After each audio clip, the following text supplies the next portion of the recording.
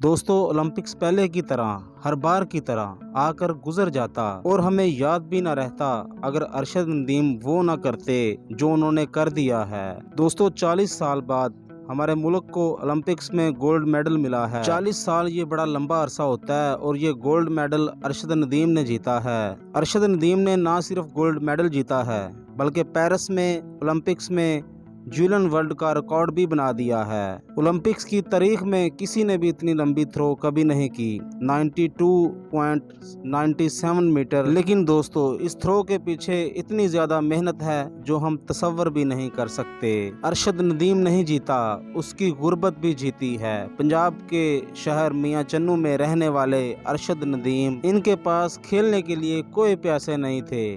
अरशद एक गरीब घर से ताल्लुक रखता था।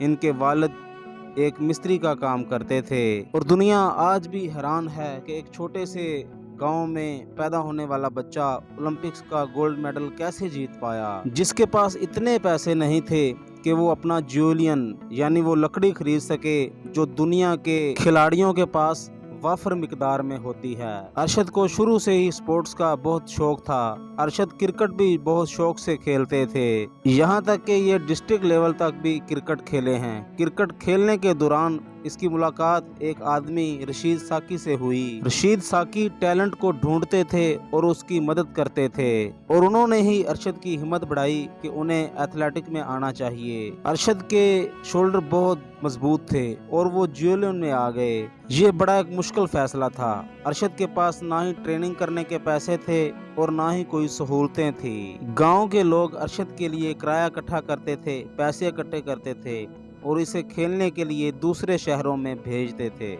अपनी हिम्मत और लोगों की मदद से अरशद आगे बढ़ता गया। उन्होंने पंजाब फेस्टिवल में काफ़ी गोल्ड मेडल जीते थे और आहिस्ता आहिस्ता वापडा, एयरफोर्स और इसी तरह के दूसरे अदारे अरशद को ऑफर करने लगे थे कि ये उनकी टीम में शामिल हो जाए। अरशद ने 2015 से जूलियंस के इवेंट में हिस्सा लेना शुरू किया था। अरशद को कुछ स्कॉलरशिप भी मिल गए और यूं उसकी तैयारी हो रही थी। अरशद ने 2016 में अरशद ने साउथ एशियन गेम्स में ब्राउन गोल्ड मेडल जीता था और यूं अरशद इंटरनेशनल स्टेज पर पहुंच गए। 2017 में उन्होंने बाको में होने वाली सॉलिडेंट्री गेम में इन्होंने ब्राउन मेडल जीता। 2018 में इन्होंने एशियन गेम्स में ब्राउन गोल्ड मेडल जीता। 2019 में नेपाल में होने वाली साउथियन गेम्स में इन्होंने ब्राउन मेडल जीता और फिर 2022 में अरशद ने कॉमनवेल्थ में गोल्ड मेडल जीता और फिर ये सफ़र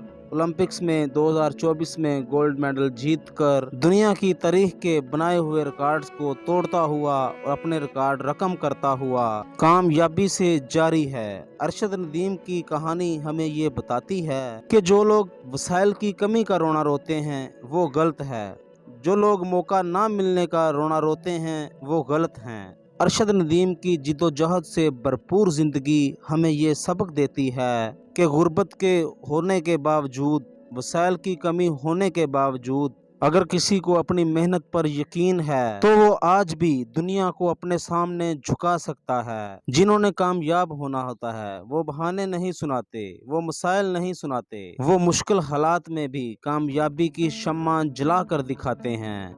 जमीन पर बैठकर क्या आसमान देखता है, परों को खोल जमाना उड़ान देखता है। अरशद नदीम की जिंदगी की कहानी आजकल के नौजवानों के लिए एक बहुत बड़ा सबक है कि वो भी उठें और दुनिया में अपने वतन का नाम रोशन करके दिखाएं।